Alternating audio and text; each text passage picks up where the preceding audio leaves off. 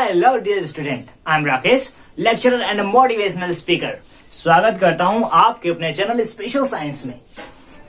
पहले टॉपिक में हम लोग रसायन विज्ञान और उसकी परिभाषाओं के बारे में, उसके ब्रांचेस के बारे में, किस तरह से परिभाषाएं बनाई जाती हैं, उन सभी के बारे में डिबेट किया था। और आज की टॉपिक में हम लोग पढ़ेंगे क्लासिफिकेशन ऑफ केमिस्ट्री, अर्थात रसायन विज्ञान का वर्गीकरण।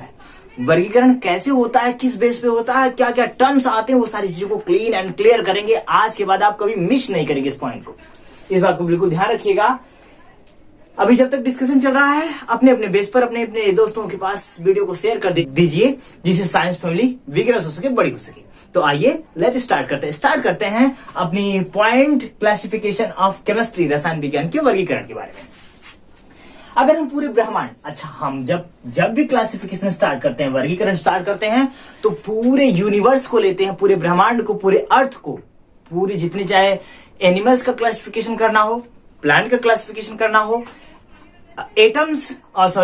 एलिमेंट्स का क्लासिफिकेशन करना हो, मैटर्स का क्लासिफिकेशन करना हो, तो हम पूरे यूनिवर्स, पूरे ब्रह्मांड के समस्त चीजों को लेते हैं, उसके ऊपर ध्यान अपना केंद्रित करते हैं। उसके बाद उसका क्लासिफिकेशन स्टार्ट होता है। क्लासिफिकेशन का मतलब होता है वर्गीकरण। क्लियर करके रखिएगा, चाहे जिस शाखा का वर्गीकरण हो। समझिए वर्गीकरण में क्या होता है। वर्गीकरण का मतलब होता है अलग अलग वर्गों में बांटना, विभाजित करना, डिवाइड करना, ये सारा चीज है क्लासिफिकेशन। तो रसायन विज्ञान का वर्गीकरण किस तरह से हुआ? अगर हम पूरे ब्रह्मांड को मान लें कि भाई हमारा जो पूरा ब्रह्मांड है वो दो चीजों से मिलकर बना है। कितनी चीजों से बाबू? दो चीजों से। एक है द्रव, जिसे हम इंग्लिश में कहते हैं मैटर, और दूसरा है ऊर्जा, अर्थात इंग्लिश में क्या बोलते हैं? एनर्जी। द्रव समस्त चीजें, चाहे लकड़ी हो गया, पानी हो गया, कोयला हो गया, लोहा हो गया, anythings, any object is called matter, अर्थात द्रव कहलाता है। बातें क्लियर हो रही है? द्रव्य है और द्रव अलग होता है। द्रव्य पूरे समस्त हमारे यूनिवर्स में जितनी चीजें पाई जाती हैं, मैक्सिमम चीजें ऊर्जा को छोड़कर बाकी सभी चीजें द्रव्य कहलाती हैं। तो हमारे पूरे ब्रह्मांड में बाबू, हमारा पूरा जो ब्रह्मांड है, दो मैटर्स, दो चीजों से मिलकर बना है। एक द्रव्य अर्थात मैटर, दूसरा ऊर्जा। बातें क्लियर? मैंने द्रव्य के बारे में बता दिया कि द्रव्य, ऊर्जा को छोड़कर बाकी जितनी संसार में चीजें हैं सब क्या हैं? द्रव्य कहलाती है, मैटर कहलाती है। ऊर्जा क्या है? एनर्जी क्या है? तो कार्य करने की क्षमता को ऊर्जा कहते हैं। एक लाइन में आराम से एक्सप्लेन कर सकते हैं। जो हमारे अंदर कार्य करने की क्षमता को प्रोवाइड करे, स्टेबल करे हमको, वो क्या कहलाती है? एनर्जी कहलाती है, ऊर्जा कहलाती है। तो पूरे ब्रह्मांड को पहले दो वर्गों में, दो भागों में बांटा गया, कि बोला गया कि भाई पूरा जो हमारा यूनिवर्स है वो दो चीजों से मिलकर बना है। एक है हमारा द्रव्य और दूसरा है ऊर्जा। अगर हम द्रव्य से ही स्टार्ट करें, क्लासिफिकेशन का मैंने अर्थ बताया था कि उनको बांटना, अलग अलग समूहों में बांट देना, विभाजित कर देना। तो द्रव्य में दो प्रकार के से हम विभाजित कर सकते हैं उसे। दो प्रकार से कौन कौन सा प्रकार है? एक भौतिक आधार पर उसे वर्गीकृत कर सकते हैं और एक रासायनिक आधार पर वर्गीकृत कर सकते हैं। अब भौतिक आधार पे दो प्रकार से, भौतिक आधार पे भौतिक वस्तुओं को ध्यान में रखते हुए हम इसको तीन कैटेगरी में कैटेगराइज कर सकते हैं, या इसके तीन पार्ट बता सकते हैं। कौन कौन से? अर्थात हम अगर मैटर से फिर से वन सेकेंड स्टार्ट करें, तो पूरा ब्रह्मांड जो है दो चीजों से मिलकर बना है, एक द्रव्य, एक ऊर्जा। द्रव्य की अवस्थाओं को हम दो कैटेगरी में कैटेगराइज करके इसे विभाजित कर सकते हैं, क्लासिफाई कर सकते हैं। एक उसको भौतिक आधार पर और एक उसके रासायनिक आधार पर। भौतिक आधार पर हम उसे वर्गीकृत करें तो इसमें तीन वस्तुएं आती हैं। एक होता है ठोस, द्रव, गैस। आप बहुत अच्छी तरह जानते होंगे। ठोस अर्थात स्टेबल चीजें, एकदम कठोर चीजें होती हैं। द्रव लिक्विड वाली चीजें होती हैं। गैस गैसी फॉर्म में, जो एयर वेयर से प्रेजेंट होती है। अगर हम ठोस को साइंस की भाषा में, रासायनिक भाषा में एक्सप्लेन करें, इसको परिभाषित करें, तो पदार्थ की वह अवस्था है जिसका आकार, इसका आकार और इसका आयतन दोनों क्या है? फिक्स्ड है, निश्चित है। पदार्थ की वह अवस्था जिसका आकार और आयतन निश्चित होता है, क्या कहलाता है? सॉलिड, ठोस कहलाता है। बातें क्लियर? भौतिक आधार पर तीन प्रकार से बांटा गया। एक बाबू सॉलिड, दूसरा लिक्विड, तीसरा गैस, अर्थात ठोस, द्रव, गैस। बस दो चीजों को याद रखना है। सॉलिड में जिसका आकार और आयतन दोनों निश्चित, वह ठोस।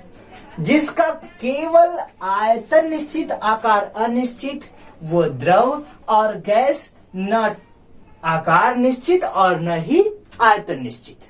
क्लियर? बस दो ही चीजें, आयतन और आकार। अगर दोनों निश्चित तो ठोस, एक निश्चित तो द्रव, और एक को नहीं तो गैस। बात है क्लियर? तीनों चीजें एकदम आसानी से चुटकियों में याद हो जाएंगी कि ठोस में भैया आयतन आकार फिक्स्ड होता है, निश्चित होता है, जो होता है द्रव होता है। इसका आयतन तो क्लियर होता है, आयतन निश्चित होता है, लेकिन आकार द्रव का भैया थाली में या किसी बाल्टी में रख देंगे, वो जिस आकार में वो परिवर्तित करना चाहेंगे उस आकार में परिवर्तित हो जाएगा। आप छत पे पानी वो कर दीजिए, गिरा दीजिए, जहां तक उसको स्प्रिट होना होता है फैल जाता है। उसका आकार निश्चित नहीं होता, लेकिन उसका आयतन क्या होता है? फिक्स्ड होता है। और गैस में, गैस तो सर्वव्यापी सभी जगहों में पाई जाती हैं। आप उसको कहीं उसका आयतन और उसका आकार फिक्स्ड नहीं कर सकते, वो जिस फॉर्म में चाहेगी उस कन्वर्ट होते हुए, चेंजेबल होते हुए चली जाए, आगे बढ़ती है। क्लियर हुआ? इतनी बातें तो एकदम क्लियर। मैंने इसीलिए छोटे छोटे पॉइंट्स में यहाँ नोट कर रखा है। आप पेन और कॉपी लेके बैठिएगा, छोटी छोटी पॉइंट को नोट करके अपने कॉन्फिडेंस लेवल को बूस्ट कर लीजिएगा, अपनी एनर्जी को बढ़ा लीजिएगा, अपनी जो नींव है उसको स्ट्रांग मजबूत कर लीजिएगा। ठोस क्लियर हुआ कि जिसका आयतन और आकार दोनों निश्चित हो, ठोस। जिसका केवल आयतन निश्चित हो बाबू, द्रव, और न आयतन न आकार, अब कौन निश्चित नहीं हो, वो गैस। क्लियर हुआ? तो किसके आधार पर? भौतिक आधार पर हम देखें तो बाबू कितने भागों में बांटा गया? 3 भागों। रासायनिक आधार पर वर्गीकरण करें तो 2 प्रकार से, 2 प्रकार की पदार्थ रासायनिक, एक शुद्ध और दूसरा अशुद्ध। शुद्ध पदार्थ में 2 चीजें आती हैं, एक होता है बाबू तत्व, जिसे हम इंग्लिश में कहते हैं एलिमेंट, और दूसरा होता है यौगिक। अब आप जानते हैं तत्व क्या होता है और यौगिक क्या होता है, नहीं जानते तो जान जाइए। तत्व वह पदार्थ जो एक ही प्रकार के परमाणुओं से मिलकर बना होता है, तत्व कहलाता है। क्लियर करके रखिएगा कि तत्व क्या होता है। अगर हम मान सके रासायनिक आधार पर देखें तो शुद्ध पदार्थ और अशुद्ध पदार्थ। शुद्ध पदार्थ 2 प्रकार में बांटा गया है, 2 भागों में बांटा गया है। एक होता है तत्व, दूसरा होता है यौगिक। तत्व क्या होता है? तो वह पदार्थ जो एक ही प्रकार के परमाणुओं से मिलकर बने होते हैं, क्या कहलाते हैं? तत्व कहलाते हैं। क्लियर एंड क्लीन करके रखिएगा कि तत्व क्या है भाई? जो केवल एक ही प्रकार के परमाणुओं से मिलके बने होते हैं, वो क्या कहलाते हैं? तत्व कहलाते हैं। बहुत सारे तत्वों की खोज हो चुकी है ऑलरेडी, आप लोगों ने जान रखा होगा। हाइड्रोजन, हीलियम, लिथियम, बहुत सारे तत्व इसी के अंतर्गत आते हैं।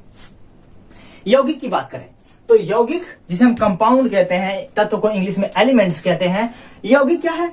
वह शुद्ध पदार्थ है जो 2 या 2 से अधिक तत्वों के निश्चित अनुपात में रासायनिक संयोग, संयोग का मतलब होता है मिलना, संयोग से बने होते हैं। अर्थात ये यौगिक हम शॉर्ट फॉर्म में देखें, क्लियर करके रखें तो यौगिक क्या होते हैं? तत्वों से मिलकर बने होते हैं। उसको अगर हम साइंटिफिकली देखें तो यौगिक वह शुद्ध पदार्थ होते हैं जो 2 या 2 से अधिक तत्वों के निश्चित अनुपात में रासायनिक संयोग से, हम यहां से हटाकर कह सकते हैं कि निश्चित अनुपात में मिलने से बनते हैं। बस इतना भी लिख सकते हैं। अगर हम अपने लैंग्वेज को थोड़ा सा सॉफ्ट करें, छोटा करें और सरल करें तो हम लिख सकते हैं वह शुद्ध पदार्थ जो 2 या 2 से अधिक तत्वों के निश्चित अनुपात में मिलने से बन जाते हैं, वो क्या कहलाते हैं? यौगिक कहलाते हैं, कंपाउंड कहलाते हैं। क्लियर? तत्व के बारे में क्लियर हुआ, यौगिक के बारे में क्लियर हुआ। बातें क्लियर? तत्व और यौगिक क्लियर हुआ। अशुद्ध पदार्थ, अशुद्ध पदार्थ जो होते हैं, अभी तत्व और यौगिक के बारे में भी समझना है। तत्व और यौगिक क्लियर हो गया। तो तत्व जो होते हैं, तत्व मुख्यतः 3 प्रकार के होते हैं। एक तत्व होता है धातु, इंग्लिश में कहते हैं धातु कहते हैं, और दूसरा होता है अधातु कहलाता है, और तीसरा उपधातु कहलाता है। बातें क्लियर? तत्व मुख्यतः 3 प्रकार के होते हैं। मैं लास्ट में हट जाऊंगा, आप स्क्रीनशॉट ले लीजिएगा या अभी ले लीजिए, बहुत बेहतर होगा। उसको बेहतरीन ढंग से अपने नोट्स में नोट करके रखिएगा। इससे क्या होगा कि जो बेस है ना, जो आपकी नींव पड़ रही है, वो एकदम स्टेबल होगी, एकदम राड वोड लगा के एकदम टाइट करके मजबूती के साथ खड़ा करेंगे आगे केमिस्ट्री के लिए, है ना। तो आगे बढ़ते हैं। तत्व मुख्यतः 3 प्रकार के होते हैं। तत्वों को 3 भागों में बांटा गया है। एक होता है धातु, दूसरा होता है अधातु, तीसरा होता है उपधातु। अब भैया धातु क्या होता है, पेन डाउन करके रखिएगा। धातु क्या होते हैं? वे पदार्थ होते हैं जो आसानी से इलेक्ट्रॉन को त्यागते हैं, त्यागते मतलब देते हैं, और धनात्मक आयन ग्रहण करते हैं या धनात्मक हो जाते हैं, धनात्मक आयन बनाते हैं। क्या कहलाता है? धातु कहलाता है।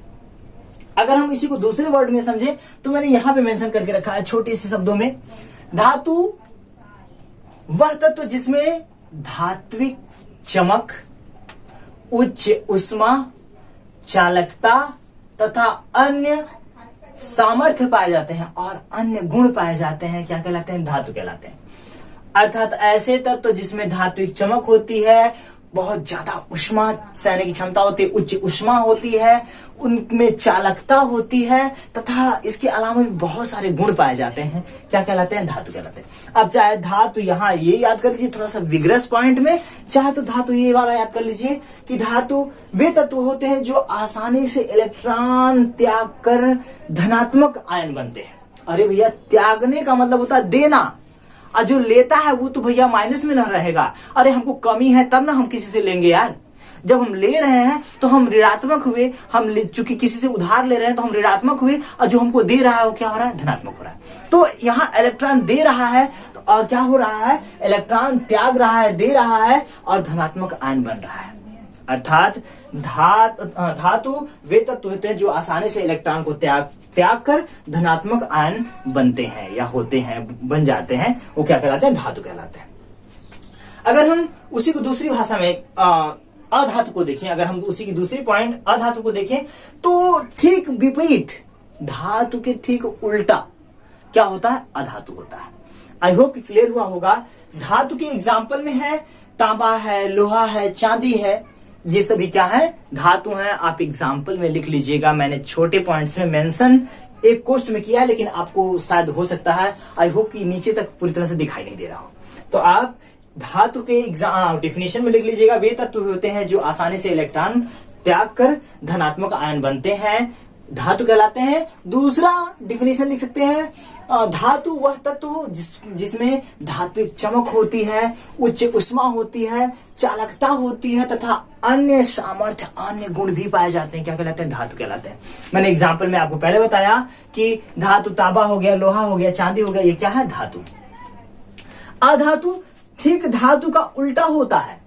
इसमें क्या होता है? अभी तो इलेक्ट्रॉन त्याग रहा था और धनात्मक आयन बन जा रहा था, लेकिन यहां अधातु क्या है? इलेक्ट्रॉन ग्रहण करता है और ऋणात्मक आयन बन जाता है, वो क्या कहलाता है? अधातु कहलाता है। इसके एग्जाम्पल है फास्फोरस है, सल्फर है, कार्बन है, आयोडीन है, ऑक्सीजन है और क्लोरीन है। इस बात को बिल्कुल ध्यान रखिएगा, अधातु कहलाते हैं। उपधातु की बात करें तो उपधातु के लिए भी मैंने छोटा सा एक पॉइंट मेंशन करके रखा है, जिसमें धातुओं के भी गुण पाए जाते हैं और अधातु, अच्छा, दोनों की मध्यस्थता को लेके चलता हो, क्या कहलाता है? उपधातु कहलाता है। बोरान हो गया, सिलिकॉन हो गया, आर्सेनिक हो गया, ये सारी चीजें क्या है? उपधातु कहलाती है। क्लियर हुआ? धातु, अधातु और उपधातु, इतना आई होप क्लियर हुआ होगा। उपधातु से वंस अगेन डिवाइड करते हैं जिसके गुण धातु और अधातु दोनों से मिलते हैं या जिनमें दोनों के गुण पाए जाते हैं, वो क्या कहलाता है? उपधातु कहलाता है। अधातु क्या होता है?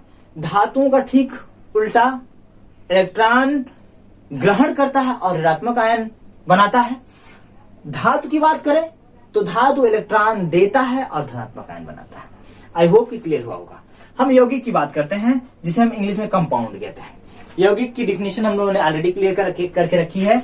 यौगिक कार्बन और अकार्बनिक पदार्थ होते हैं, अर्थात कार्बनिक और अकार्बनिक पदार्थों से मिलकर बने होते हैं। अर्थात हम यौगिकों को दो फॉर्म में, दो रूपों में कन्वर्ट कर सकते हैं, एक कार्बनिक और दूसरा अकार्बनिक। और लास्ट है अशुद्ध पदार्थ। अशुद्ध पदार्थ में आप जानते हैं, एक होता है समांग और दूसरा होता है विषमांग। जिसमें किसी प्रकार का मिक्सचर ना हो, किसी प्रकार की मिलावट ना हो, वो समांग हो गया। और विषमांग का मतलब होता है उसमें बहुत सारी चीजें मिश्रित हो, विषमांग कहलाता है। आई होप कि इतनी चीजें बहुत अच्छे से क्लियर हुई होंगी। ये आपके पॉइंट को स्टेबल करेगा, मेंटेन करेगा, बेस क्लियर करेगा और आपको एक स्टेबिलिटी, एक कॉन्फिडेंस लेवल पहुंचाएगा। मेरे वीडियो को देखने के लिए, अपने दोस्तों तक भेजने के लिए, मेरी साइंस फैमिली को लार्ज बड़ा करने के लिए आपको बहुत बहुत thank you. Thank you so much. हंसते रहिए, मुस्कुराते रहिए, बेस्ट करने की कोशिश करिए और नाम रोशन करिए। Thank you once again, best of luck.